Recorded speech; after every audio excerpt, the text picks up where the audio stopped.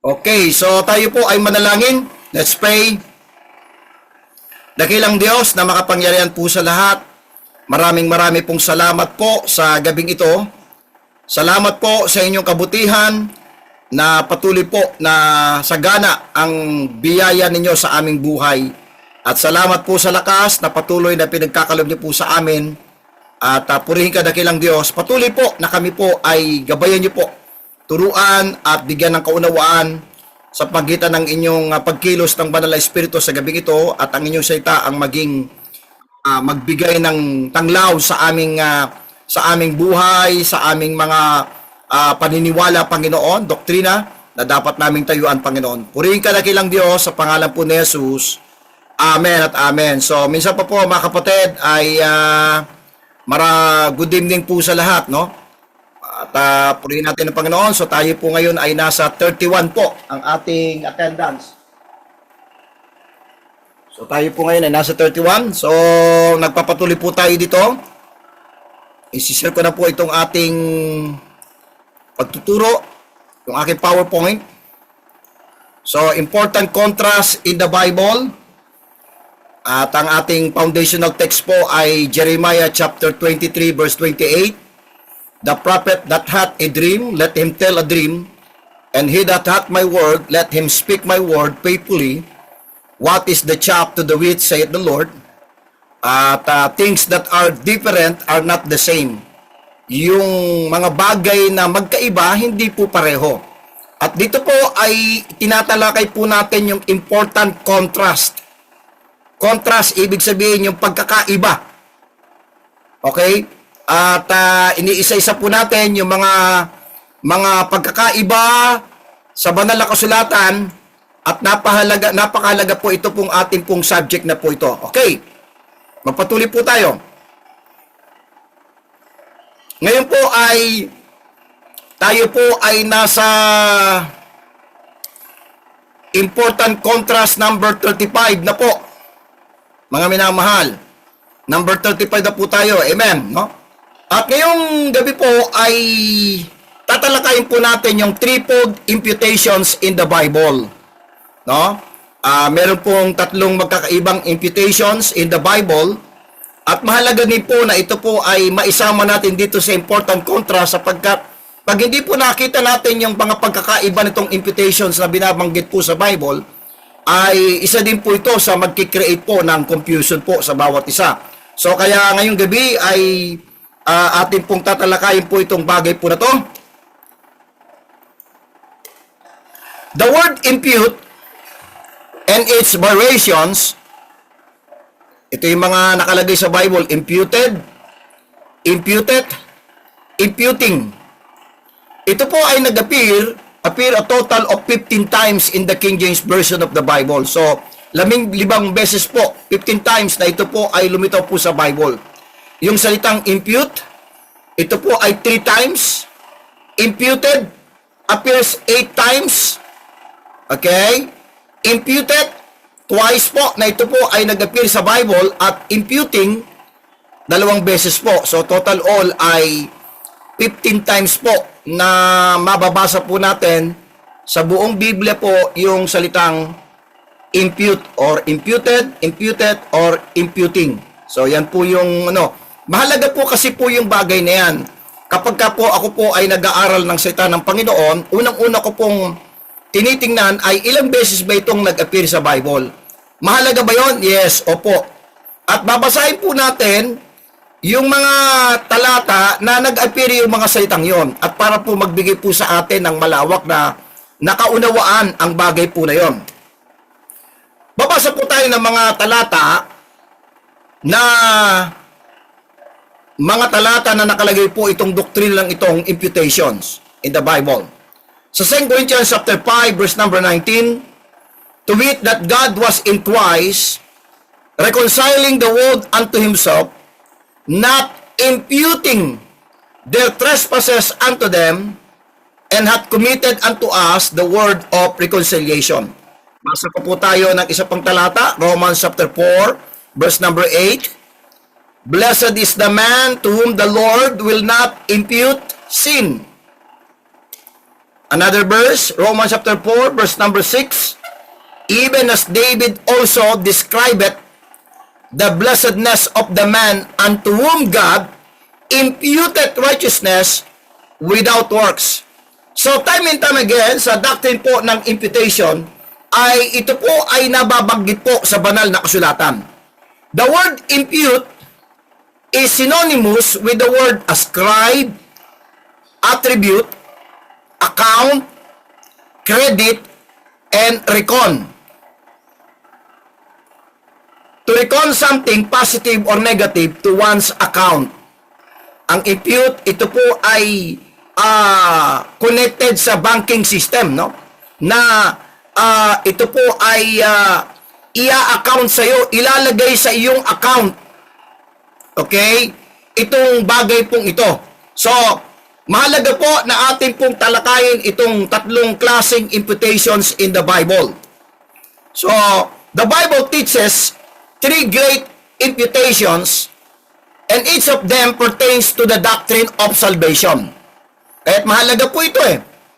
As a result, the importance of understanding the word impute cannot be underestimated if we are to comprehend fully the doctrine of salvation. Isa po ito sa areas po na dapat po ay malaman natin, mapag-aralan natin sapagkat connected din po ito sa ating doktrina ng kaligtasan, itong the word impute. Okay? Mamaya po ay ating matutunghayan po yan. Therefore, we must understand imputation. Okay? At by the way, balikan natin po. Okay? The word impute, imputed, imputing, ay 15 times po nag-appear po sa ating Bible. So, hindi po tayo by the way po, no, sa tagal na po natin, halos magdadalawang taon na po tayo, ay hindi po tayo gumagamit ng mga terminology na hindi po Bible term. Okay? Mahalaga po na ito pong doctrine of imputations, ito po ay Bible term po na 15 times na ito po ay nag-appear sa ating Bible. Mahalaga po yan. Katulad sa 2 Corinthians 5:19, Romans 4:8, Romans 4:6, at marami pang mga talata mamaya po. Okay, so therefore, we must understand this doctrine of imputations. At meron pong tatlong magkakaibang imputations in the Bible na dapat po nating aralin ngayong gabi po. Let's go to number 1. Imputation of Adam's sin to his posterity. Yung pong kasalanan po ni Adam, ito po ay na-impute po sa lahat po ng salit-saling lahi. Meron ba tayong talata na mababasa itong imputation number 1 ay Bible doctrine po? Yes. Romans chapter 5 verse number 12. Romans chapter 5 verse number 12. Wherefore, as by one man, talking to Adam, sin entered into the world, pumasok po ang kasalanan sa mundong ito, sa Genesis chapter 3 po yan, and death by sin, and so death, nais kong pasinin niyo po ito, pass upon all men, for that all have sinned. So na-impute po, na ilagay sa ating account, sa ating, sa lahat ng mga salit-laing lahi, itong kasalanan na to. For that all have sinned. Another verse, Romans 5:19. Mas maganda, basahin po natin ang buo po itong Romans 5:19 po, no? Sige po. Buksan po natin ang ating mga Bible sa Romans chapter 5 and verse number 19. Ang sabi sa verse 19, for as by one man's disobedience, many were made sinners. Dahil po sa pag-disobey ni Adam, at yan po ay nagresulta po na tayo po ay naging makasalanan. In what sense po? Na-impute po, imputation of Adam's sin to his posterity. Yan po si Adam and Eve. Okay? nung sila po ay nag-fall into sin at sila po ay pinalaya sa Garden of Eden, Adam's sin imputed to all his descendants. Yan po yung imputation number 1, mga kapatid. Kaya lahat po, tayo po ay makasalanan. Dahil na-impute, na-i-account po sa atin, na-ipasa po sa atin ang death and sin. Now, let's go through this doctrine of imputation number 1. The imputation of Adam's sin to his posterity.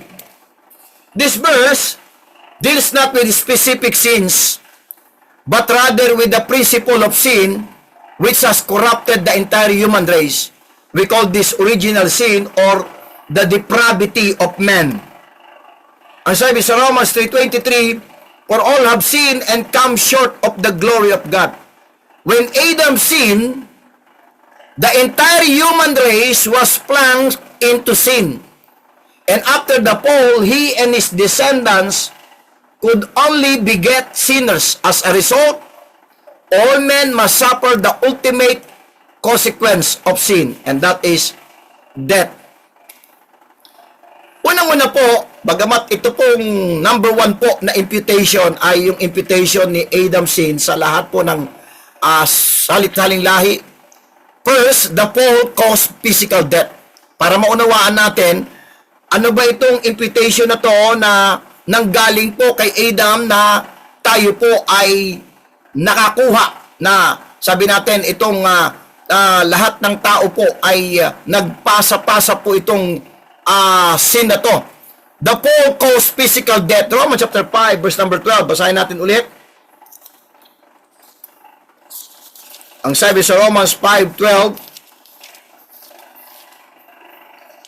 it says in verse number 12, wherefore as by one man sin entered into the world, what's the verse? And death by sin. So death passed upon all men. So yan po ang naging resulta. Physical death. The earth is pockmarked with graves. And the most incontestable testimony of history is that all men everywhere, regardless of race, religion, creed, social status, or wealth, will one day die. Ito po yung isang katotohanan na hindi kayang takasan ng sino mang tao. Isang katotohanan na nagpapatunay na talagang may naganap sa salit-saling lahi. Okay? And that is yung sin and death. Ang sabi sa 1 Corinthians chapter 15 verse 22, buksan po natin. 1 Corinthians chapter 15 and verse number 22. Buksan po natin ang mga Bible po. 1 Corinthians 15:22. Sabi sa verse 22, for us in Adam all die. Bakit po? Dahil na-impute po yung sin na yan sa lahat po ng tao.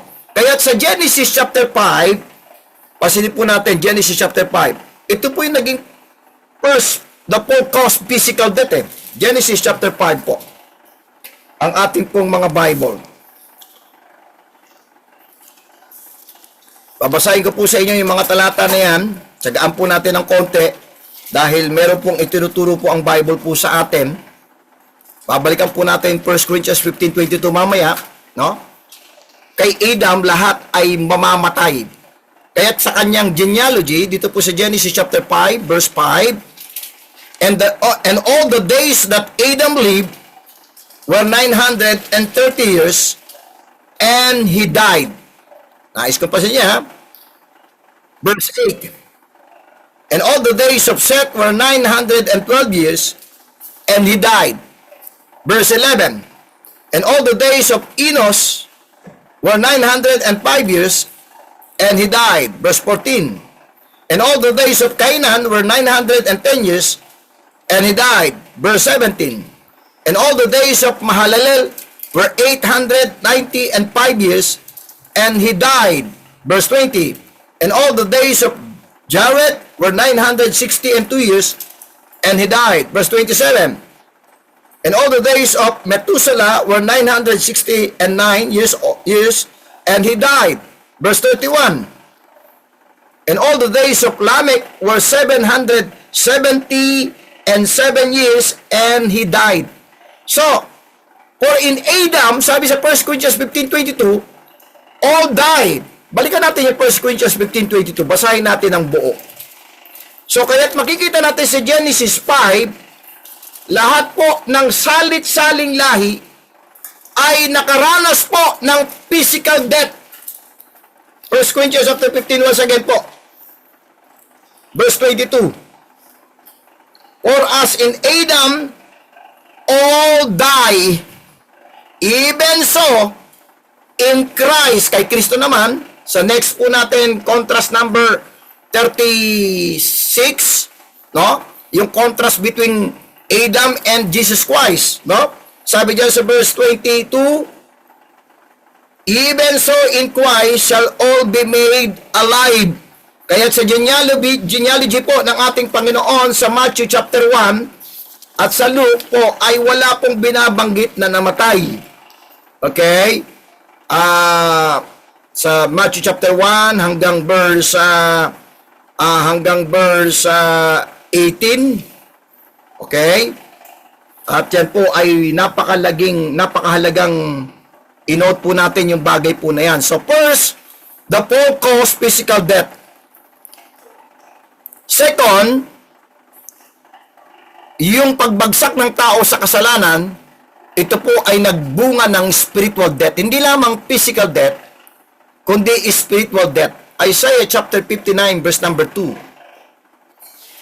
Isaiah chapter 59. Ang sabi po sa Isaiah chapter 59 verse number 2. So nasa isa pa lang po tayong isang classic imputation po ang ating dinidiscuss po dito ha.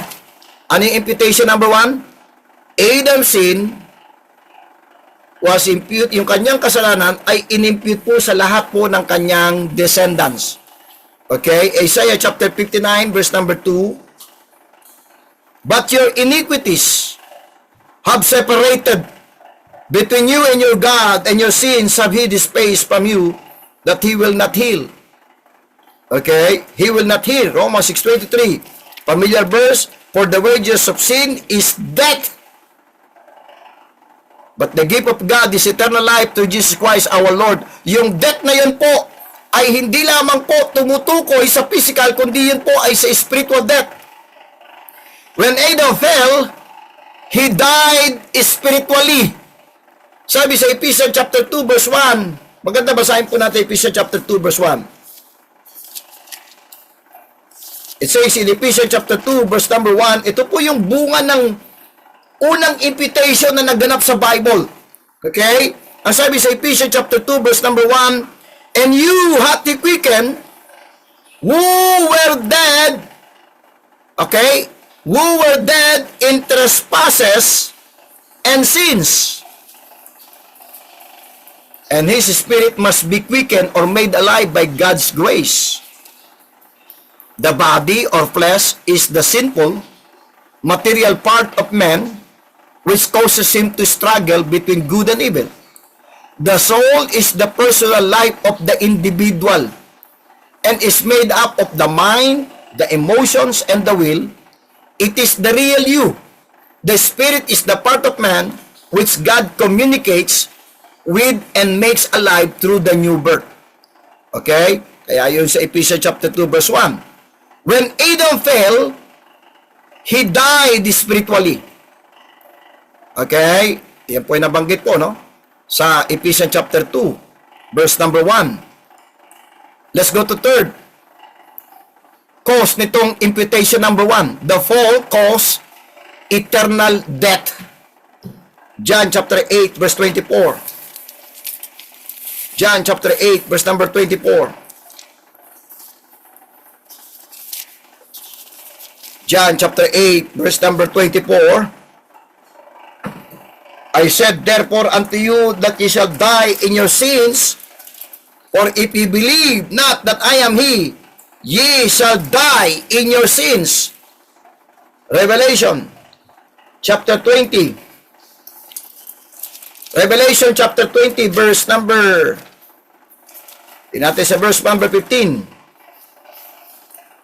Ito pong pangatlong resulta ng kasalanan ni Adam. At ito po, as by one man sin entered into the world, and death by sin, so death passed upon all men. Why? Dahil yung kasalanan po ni Adam ay na-impute po sa lahat po ng salit-saling lahi. At ang resulta, physical death, spiritual death, and eternal death. Revelation chapter 20 and verse number 15. Verse 14. Verse 14 po, and death and hell were cast into the lake of fire. This is the second death or eternal death. Okay? Yan po yung naging resulta. You know, God did not create hell to be inhabited by men. Hindi po kinreate ng Diyos ang impyerno para sa tao. Rather, it was created for Satan and his fallen angels. Matthew chapter 25, verse 41. Samahan niyo po kung buksan po natin sa Matthew 25:41 po ang ating mga Bible. Then shall he say also unto them on the left hand, depart from me, cursed, into everlasting fire. Kanina nakaprepared po ito? Prepared for the devil and his angels. So maliwanag na maliwanag, hindi po talaga nakadesign ito. And yet, the truth remains that Adam's sin caused all men to inherit everlasting punishment for their sins. Yan po ang nakakalungkot. So Adam's fall literally caused the entire human race when his sin was imputed to all mankind. So yan po yung number one imputation po na tinabanggit po ng Bible. Balikan po natin po ito. Imputation number 1, imputation of Adam's sin to his posterity. Okay? Adam's sin imputed to all his descendants. Ano po yung verse po natin? Romans 5:12, Romans 5:19, amen? At 2 Corinthians chapter 15, verse 22. Okay? So, yan po, no? Binalikan ko lang po yung naging resulta ng pagpasok ng kasalanan sa human race sa magitan ng imputation. Ito po ay nag-cause ng physical death, spiritual death, at last ay eternal death. Amen. Let's go to number 2, imputation na tinuturo po ng Bible. Imputation of man's sins to Christ on the cross. To be fair po, si Adam ay na-impute po yung sin po, nature, sa sangkatauhan. Doon sa cross, in-impute po kay Kristo ang kasalanan ng sangkatauhan po. Anong verse po natin? 1 Peter 2:24. Who his own self bear our sins in his own body on the tree. Ang liwanag po niya, na. So doon sa cross, in-impute po yung kasalanan mo, kasalanan ng sangkatauhan, kasalanan ko, lahat tayo, in-impute po kay Kristo. Kaya doon sa cross, dala-dala niya po yung kasalanan na yan. Sabi sa 1 Peter 2:24, who his own self bear our sins in his own body on the tree, that we, being dead to sins, should live unto righteousness, by whose stripes ye were healed. Ang sabi nga sa Galatians chapter 3, siya po ay naging curse para sa atin. Okay, being made a curse for us. Isaiah chapter 53. Idagdag po natin po dyan na talata na yung kasalanan ng sangkatauhan ay inimpute po, inilagay, inirekon sa ating Panginoong Jesucristo nung siya po ay nasa krus ng Kalbaryo. Isaiah chapter 53 po ang ating po mga Bible. Isaiah 53. Meron pa ba tayong idadagdag na talata dito na yung imputation of man's sins to Christ on the cross? Yes. Isaiah chapter 53, verse 6. Isaiah 53 po, dagdag po natin po dito na talata, na ito pong inimpute po yung lahat ng kasalanan natin kay Kristo. Ang sabi sa verse number 6, all we like sheep have gone astray. We have turned everyone to his own way. Nais kong pasinip po yung susunod kong babasahin. Dapat nakabukas po yung Bible niyo. And the Lord hath laid, inilagay sa kanya, inimpute, hath laid on him, inilagay kay Kristo yung ano inilagay sa kanya? The iniquity of us all. Ang liwanag po, no?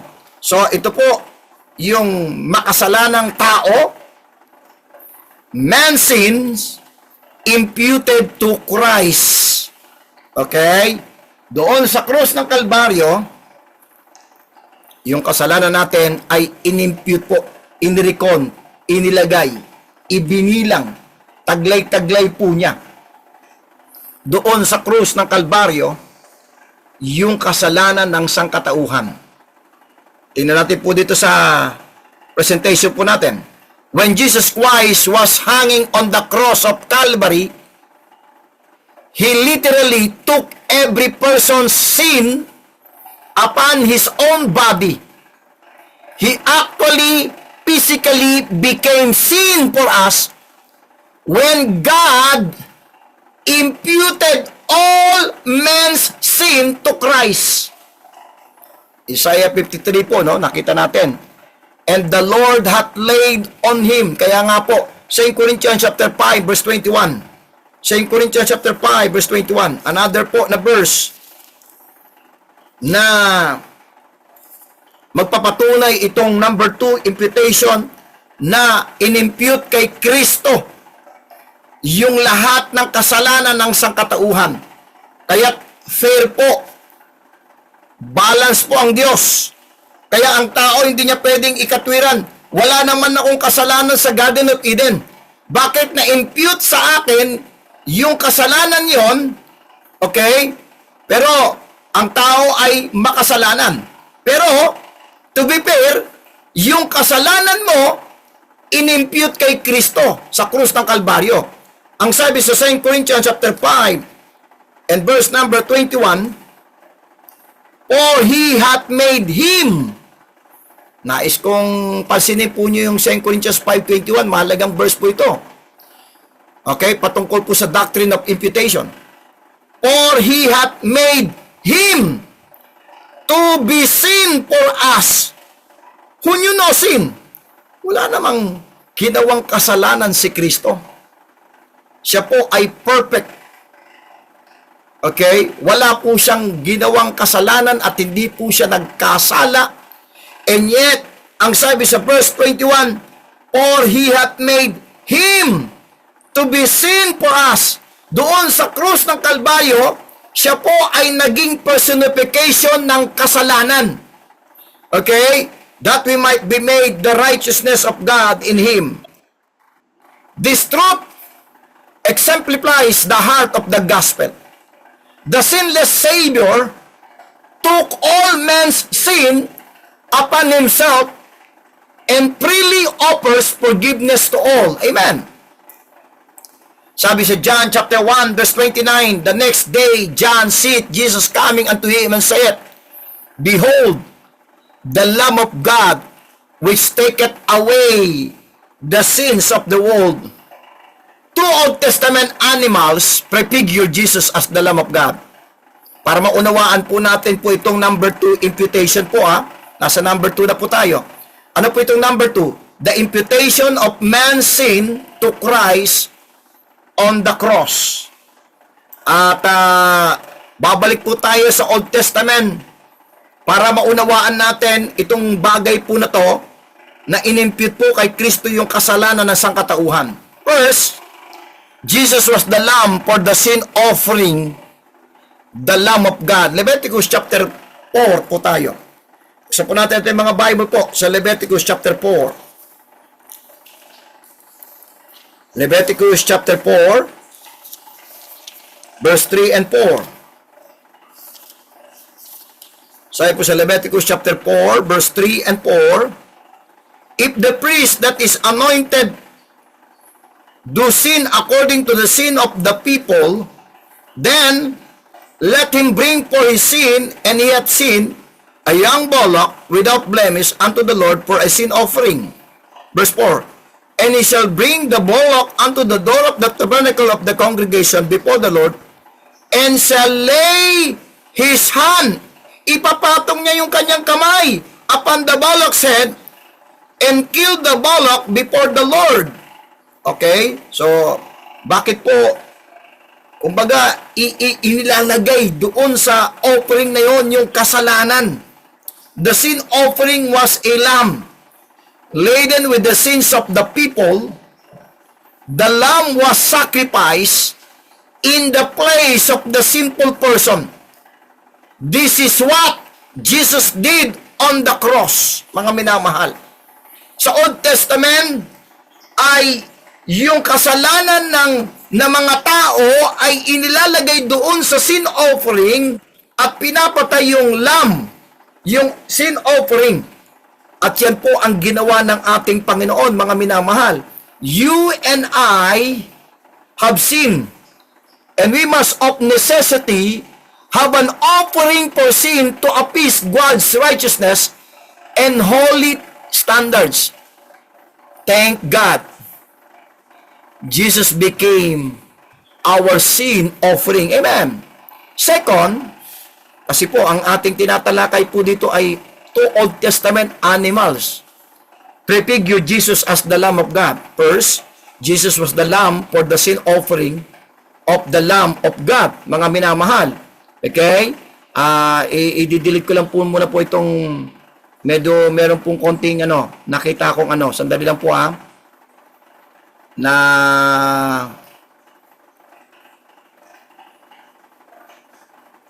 okay, dali po hinahanap ko po yung kanina ayun, eto po, tatanggalin ko lang po yung letter S, ayan, okay, you and I have sinned and must of necessity have an offering for sin to appease God's righteous and holy standards. Thank God Jesus became our sin offering. Second, Jesus was the scapegoat.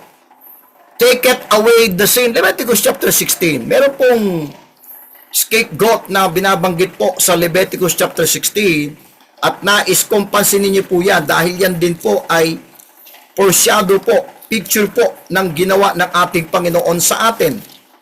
Leviticus chapter 16. In Leviticus chapter 16, verse 7 to 10, sabi sa Leviticus chapter 16, verse 7 to 10, and he shall take the two goats, dalawang kambing, okay, and present them before the Lord at the door of the tabernacle of the congregation. Verse 8 po. Nawa, binuksan niya po yung Leviticus po Verse 8, and Aaron shall cast lots upon the two goats, one lot for the Lord, and the other lot for the scapegoat.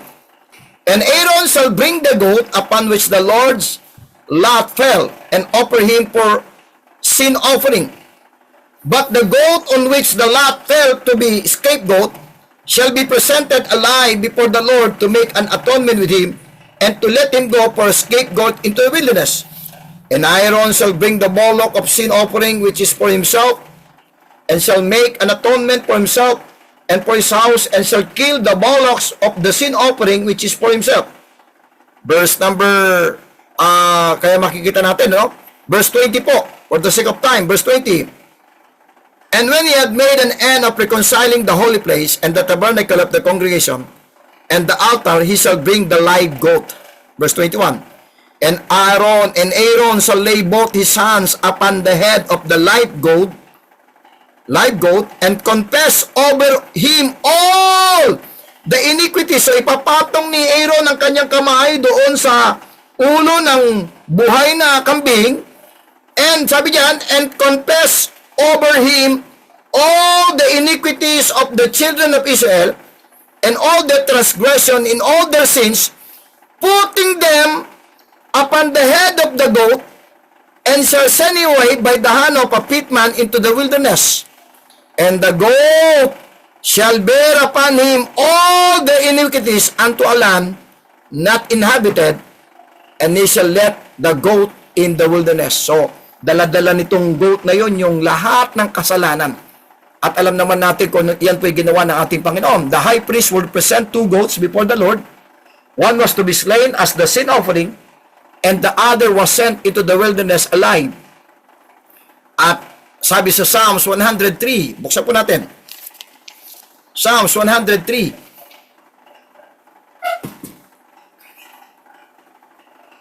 Psalms 103 verse number 12.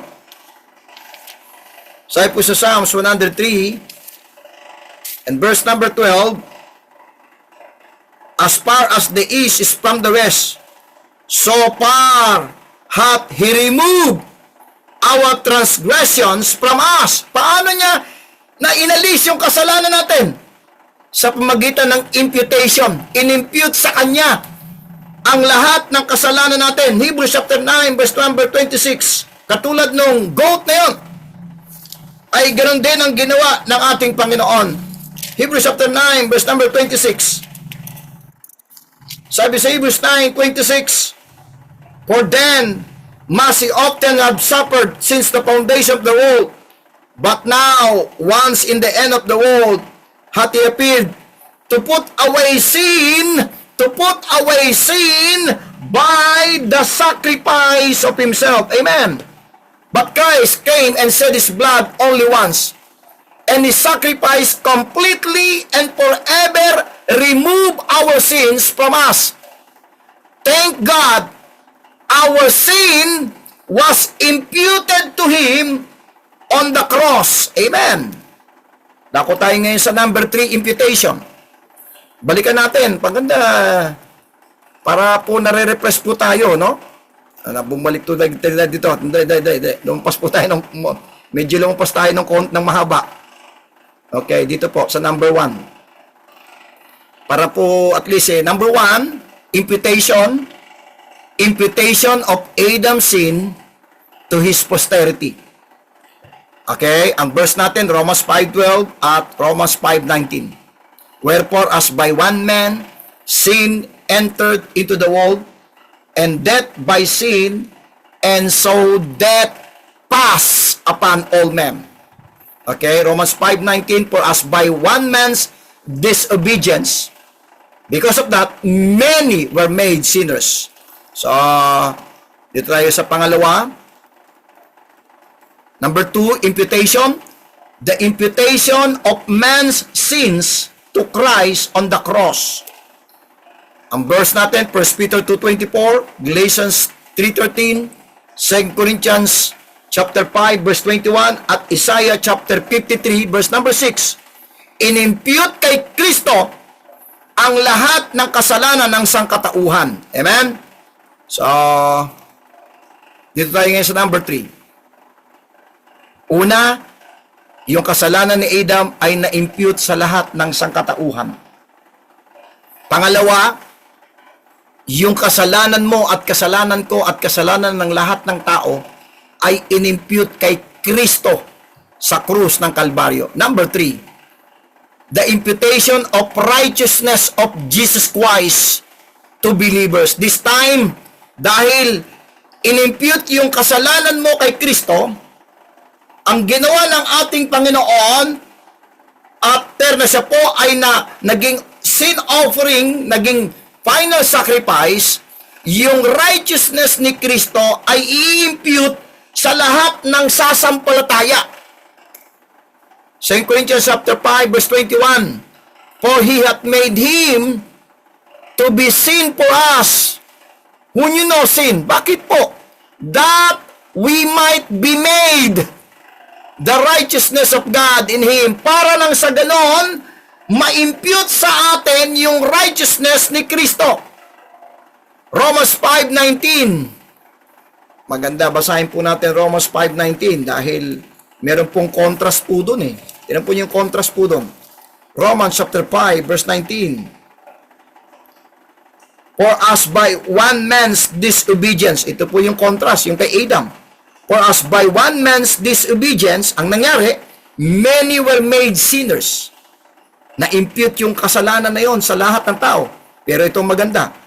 So, by the obedience of one, and thus the Lord Jesus Christ, shall many be made righteous.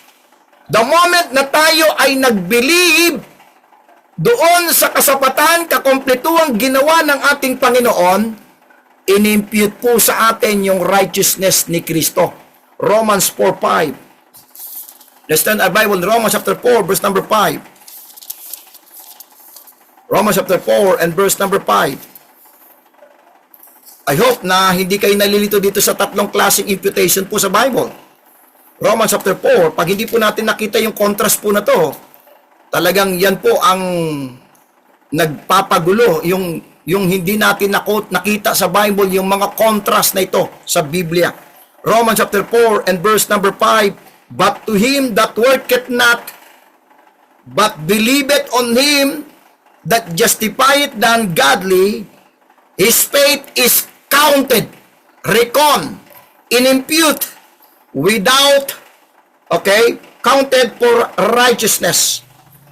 Even as David also described the blessedness of man, unto whom God imputed.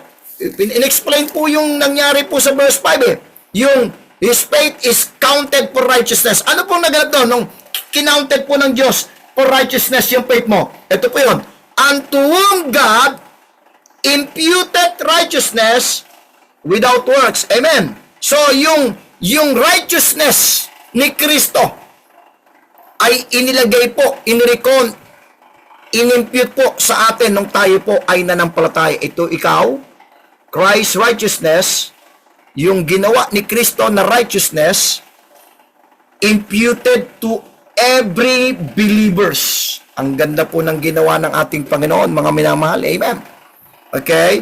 Christ's righteousness, imputed to every believer. This doctrine states that the righteousness of Christ is imputed or credited to believers. This means that believers are not seen as righteous in themselves, but are declared righteous because of Christ's righteousness being credited to their account. Okay? Tayo po ay naging righteous hindi dahil sa ating sariling katwiran, sapagkat maraming basahan lamang po yun Pero tayo po ay dineclared righteous dahil inimpute po sa atin po yung righteousness ni Kristo. This is a key aspect of justification, where believers are declared righteous by God. Passages like 2 Corinthians 5:21 speaks of God making Christ, who knew no sin, to be sin for us, so that in Him we might become the righteousness of God. Yan po ang naganap po sa Corinthians 5:21 Imputation is based exclusively on the sufferings of Christ on the cross. Naging available po itong imputation po ng righteousness because of Christ's suffering on the cross. Not His life sufferings or His active obedience. Hindi po yung kanyang pagiging masunurin, yung kanyang buhay. Hindi po, kundi yung kanyang ginawang sufferings po, yung nangyari pong sufferings. Christ lived a perfectly holy life. He was and is the sinless God-man. However, His atonement as the Lamb of God who takes away the sin of the world is based on His death. The Old Testament atonement was based not on a blemishless lamb, but on the shedding of the blood of the Passover lamb. Kaya nga, mapapansin po natin doon sa Passover. When I see the blood, I will pass over you. Okay? It's not the life or the blemishes ng lamb ang magbibigay ng righteousness sa atin, kundi yung ginawa ni Kristo na kamatayan sa krus. 1 Corinthians chapter 5, verse number 7. 1 Corinthians chapter 5. At si Kristo po, Christ, our Passover, is sacrificed for us. Tingnan niyo po yun, 1 Corinthians 5:7. 1 Corinthians 5:7. Purge out therefore the old leaven, that ye may be a new lamb, as ye are unleavened. For even Christ, ang ganda po nito, for even Christ, our Passover, is sacrifice for us. Amen. Now, let's go to number 1 dito sa imputation number 3, the imputation of righteousness of Christ to every believers. The results of imputations are wonderful. Ang ganda po eh. Let's go back to Romans chapter 4 po. Basahin po muna natin po ito. Romans chapter 4 verse 6 to 8. Muli, samahan niyo po ang buksan ng ating mga Bible sa Romans chapter 4 verse number 6 to 8. Even as David also described the blessedness. Ang ganda po nitong imputation na to eh, mga kapatid eh.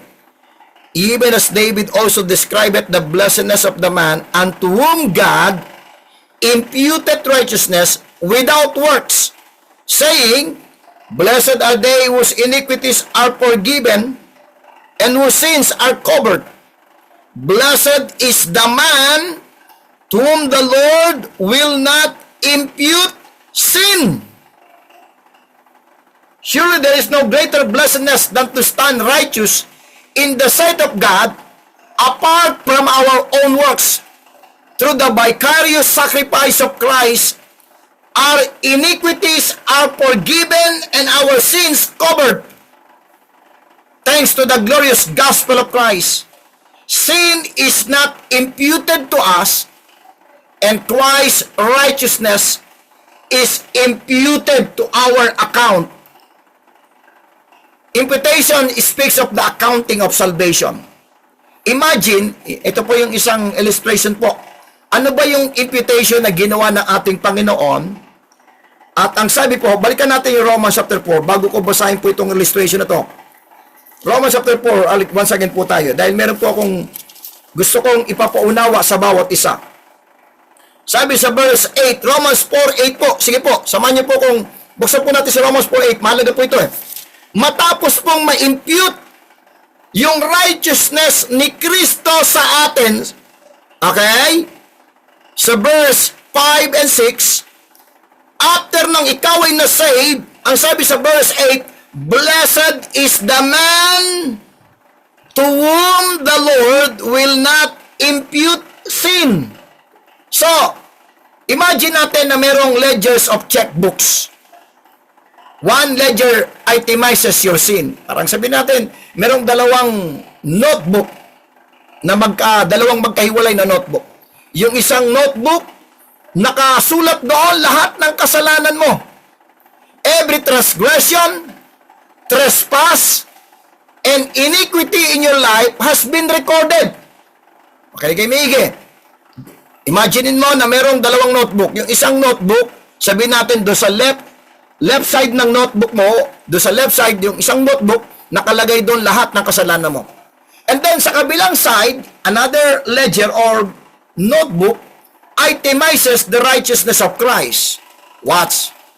During the process of imputation, God Almighty transfer your sins to the ledger of Christ. Ang ginawa doon sa process ng imputation, meron po, ito pa, yung lahat ng nakarecord na kasalanan mo doon sa kabilang notebook, inilagay po kay Kristo. So, ibig sabihin, malinis na yung record mo. Wala na po yung sin. Dahil bakit? Inilagay kay Kristo, at ito maganda, and Christ's righteousness to your ledger. So, ipinagpalit, kinuha yung record ng lahat ng kasalanan mo at inilagay doon sa kabilang notebook sa kanan mo, which is yun yung record ni Kristo, inilagay doon, at yung record ni Kristo inilagay sa iyo. Amen. Yan po yung naganap na imputation po sa bawat believers po. When God looks at a believer today, He sees the righteousness of His only begotten Son, Jesus Christ, is just as if you have never sinned at all. Kaya nga, justified. Okay? Ang ganda po ng imputation na to pag-aralan, mga kapatid eh. ang sarap pag-aralan dahil ma-appreciate mo. Kaya okay? Hindi po ito na nakikita ng mga Pentecostal, mga losing salvation dahil hindi nila naintindihan kung ano yung ginawa ng Panginoon sa iyo. Okay, kinuha niya, inimpute sa kanya ang kasalanan mo. And then, inimpute naman ni Kristo yung righteousness niya sa iyo nung ikaw ay na-save. Okay? Mahalaga po yung bagay po na yan. The doctrine of imputation details the nature of the accounting of sin and righteousness. Amen. Let's go to number 2. Imputation is beautifully described. Ang imputation na to ay napakagandang dinescribe po in the book of Philemon. Imputation is beautifully described in the book of Philemon. Buksan po natin mga Bible. Sa Philemon, verse number 18. Ang ganda po nito mga kapatid. Okay, Philemon, verse number 18. Sige po, lahat po tayo. Dahil meron pong napakagandang illustration po na makikita po tayo dito. Sabi ni Pablo kay Philemon, sabi niya, verse 18 po, lahat po ba nakabukas na po sa Philemon, verse 18? If he hath wronged thee, or oweth thee aught, put that on my account. Okay? Nais kong maunawaan po natin, sandali po at meron lang pong ayusin ko lang po na dito po sa last po para po mas ma-appreciate po ninyo to. Okay? Dalang po mga kapatid ayusin ko lang po yung animation po niya. Hindi po nakaayos ayun. Okay, yung 6. Dali po yung 6. Dapat po yan ay 3. Okay, sandali po, ilagay ko muna po Yun.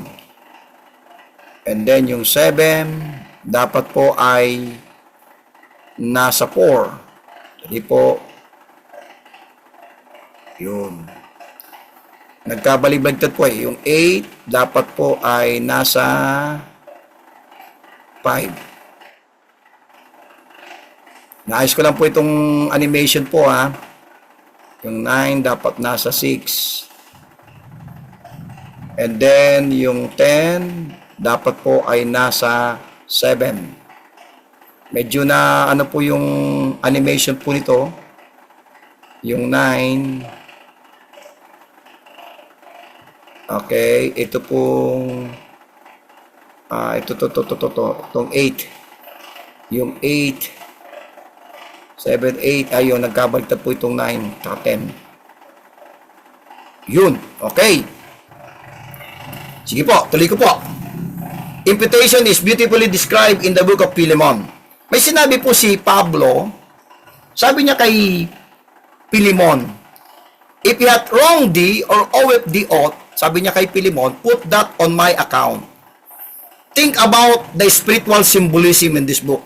Maganda explain ko po sa inyo. Ano ba bakit binanggit po ni Pablo na sabi niya kay Philemon, kung meron man siyang ginawang pagkakasala at may pagkakautang, sabi ni Pablo, put that on mine account.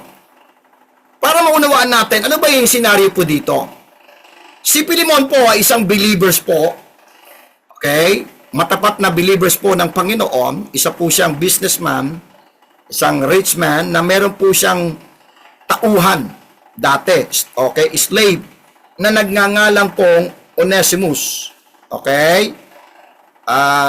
Yan po yung kanyang okay? Si Onesimus po ay kumuha ng pera. Hindi maganda yung kanyang ginawa sa kanyang amo at siya po ay umalis. Ganyan po yung pangyayari po dito Okay? And then, later, si Onesimus po ay nakulong po. No? At doon sa kulungan, ay doon sila nagtagpo ni Apostol Pablo. Okay? Para maunawaan po natin. At doon nakakilala si Onesimus sa kulungan.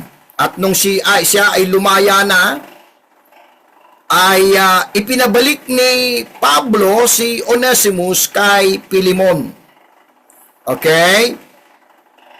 At sabi niya dito sa verse 10, I beseech thee. Tingnan niyo po, Pilimon verse 10. Pinababalik niya po I beseech thee for my son Onesimus, whom I have begotten in my bonds. Verse 11, which in time past, gumawa po siya ng letter pinadala niya kay Onesimus Dahil alam talaga ni Onesimus, hindi siya tatanggapin ni Pilimon. Bakit? Gumawa siya ng kalokohan dito kay Pilimon Okay? Gumawa siya ng kasalanan. Okay? Kaya pinababalik siya ni Paul doon kay Pilimon, pero may dalang letter po si Onesimus. Ang sabi ni Pablo, verse 11, which in time past was to thee unprofitable, but now, dahil mananampalataya na si Onesimus, sabi niya, but now, profitable to thee and to me, whom I have sent again, thou therefore receive him, that is mine own bowels. Tanggapin mo siya bilang aking isang anak sa pananampalataya, whom I would have retained with me, that in thy stead he might have ministered unto me in the bonds of the gospel. But without thy mind would I do nothing, that thy benefits would not be as were of necessity, but willingly. For perhaps he therefore departed for a season, that thou shouldest receive him forever. Umalis po ito si Onesimus kay Pilimon dahil nga gumawa ng hindi maganda Pero sabi niya, this time, ay maging kasama mo na siya sa mahabang panahon. Not now as a servant, but above a servant, a brother beloved, especially to me, but how much more unto thee, both in the flesh and the Lord. Pero hindi mo na siya, hindi lang isang servant mo sa ngayon, kundi isang kapatid sa Panginoon. So, ipinababalik niya si Onesimus sa kanya, Ang ganda ng pangyayari po dito, ang ganda po ng istorya po ito Na si Onesimus ay isang kalalakihan, isang kabataan na gumawa ng hindi maganda sa kanyang amo, tumakas, pumunta sa malayong lugar, at nakulong, at doon nagtagpo sila ni Pablo at nakakilala sa Panginoon si Onesimus, at marahil sa pagkukwentuhan nila ay naikwento ni Onesimus yung kanyang dating master o kanyang amo si Pilimon, at which magkakilala si Pilimon at saka si Pablo, at muli siyang pinababalik ni Pablo doon kay Pilimon. Ang sabi niya kay Pilimon, okay, not now, sa verse 16, not now as a servant, but above a servant, a brother beloved, especially to me, but how much more unto thee, both in the flesh and in the Lord. Verse 17, if thou count me therefore a partner, receive him as myself. Kung tinatanggap mo, kung kinikilala mo kung partner sa ministry, tanggapin mo siya. Kasi alam ni Pablo, hindi tatanggapin ni Pilimon to kasi may ginawa ito Tama po ba? May ginawa sa akin to, hindi ko na pagkakatiwalaan to. Pero ina-assured ni Pablo, sabi sa verse 17, if thou count me therefore a partner, receive him as myself. Ito yung pinakamatinding binanggit ni Pablo. If he hath wronged thee, or oweth thee, oath, put that on mine account. Yan po yung imputation Kung meron mang siyang ginawang kasalanan, may pagkakautang, ilagay mo sa aking account. Ako na ang sa akin mo na i-credit yung kanyang mga ginawang kasalanan sa'yo. Now, isa-isayin po natin. Pilimon represents, tingnan natin as a symbol, itong pagkakasulat po ni Pablo kay Pilimon. Sabi niya sa verse 19, I, Paul, have written it with mine own hand, I will repay it, albeit I do not say to thee how thou oughtest unto me, even thy own self besides. Yea, brother, let me have joy of thee in the Lord, refresh my bowels in the Lord. So makikita natin, sulat nagpadala po si Paul kay Pilimon ng sulat at idala ito ni Onesimus, yung dating may ginawang kalokohan kay Pilimon. So, let's think po, si Philemon ay nagre-represent ng God the Father, the wealthy landowner. Si Onesimus, the slave, siya po yung nagre-represent natin, tao. Okay? The taking of money, yung pagkuha po ng pera po ni Onesimus kay Philemon noong panahon na yon, represent the sin committed by man in the Garden of Eden. The running to Rome represents the fall of man in being separated from God. Kasi tumakbo po si Onesimus Okay, sa Rome. Si Philemon po ay nasa Colossus po Okay, sa church po sa Colossians. Okay, at meron pong pagtitipon po, the church in thine house. Kay Philemon po, no? So, tumakbo po si Onesimus na nagre-represent, isipin natin ito yung nagre-represent ng pagkahiwalay ng tao sa Diyos. Paul represents Jesus Christ. Isipin natin na si Paul ang nagre-represent kay Jesus Christ. Onesimus, meeting Paul in jail, represents conversion. Nung nag-meet po si Paul at saka si Onesimus, at nakakilala po siya sa Panginoon, isipin natin yan po yung representation ng conversion ni Onesimus. Paul's interceding to Philemon on behalf of the slave represent Jesus, our intercessor. So ngayon, nakikipag-usap ngayon si Pablo kay Philemon. Okay? Napakalaga po yung bagay po na yon, no? Okay? Paul's request that Philemon receive Onesimus back is a picture of salvation. We can come back to God only through Jesus Christ. Paul's request that Onesimus not be received as a slave, but as a brother beloved, is a picture of our standing in Jesus Christ. Paul's request that Onesimus be received as if were Paul himself coming instead of Onesimus is a beautiful picture that we shall be like Jesus, and we are heirs of God and joint heirs with Jesus Christ. The letter that Paul wrote is a picture of the Word of God. Amen. The only hope that Onesimus had was that Philemon would honor the word and request of Paul. Our only hope for salvation is in the written word of God. God receives us on the basis of His word because Jesus is pleading our case. What a beautiful illustration. Thank God for salvation. Because doon sa ginawa ng ating Panginoon, inilagay sa kanyang account yung kasalanan mo. So therefore, ikaw ngayon sa harapan ng Diyos ay wala ng pagkakautang, wala ng kasalanan dahil inilagay ito kay Kristo. Conclusion po. The doctrine of imputation is a vital element of eternal salvation. Imputation for salvation is the removal sin from our account and the attribution of the righteousness of Christ to our heavenly record. Amen. Ang imputation po ay ito po yung inalis po yung kasalanan sa iyo at inilagay ito kay Kristo at ibinigay sa iyo yung righteousness ni Kristo, our heavenly record. Amen and amen. Napakaganda pong illustration po yung pong bagay po na nangyari po kay Philemon, kay Onesimus, at kay Pablo.